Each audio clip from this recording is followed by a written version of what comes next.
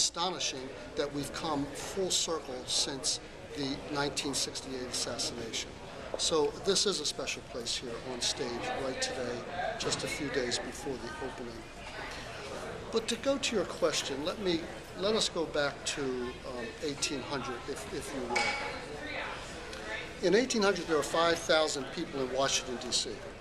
Of the 5,000 people, 25% were African American. Of the 25%, 80% of them were enslaved. That's a normal story because Maryland was a slave state and so was Virginia.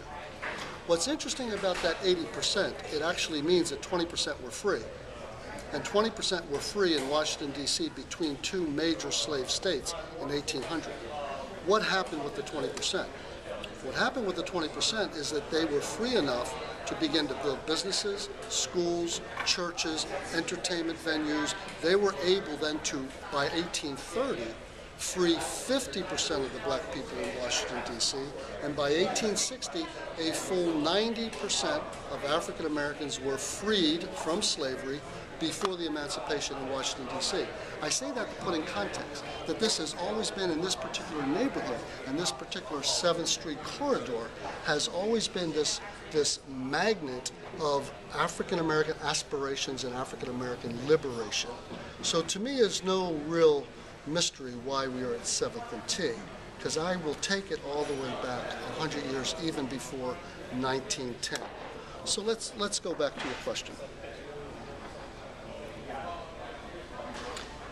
In 1865, the Civil War ended, and 4 million black people were freed from slavery in the South.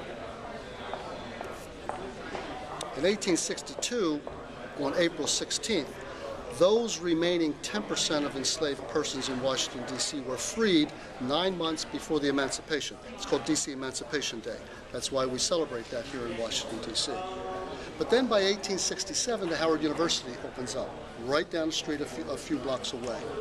Howard University then becomes, and as a result of this development, or as a result of this migration of African Americans out of the Deep South into Washington, D.C. to become free, Howard University really becomes ground zero for black aspiration, for black intelligentsia, for black entertainers. Howard Theater in 1867 opens, and by 1890, Howard is producing doctors and lawyers and professionals. They're producing entertainers and writers, men and women of letters. Howard University, by 1890 and 1900, this place becomes really a mecca for black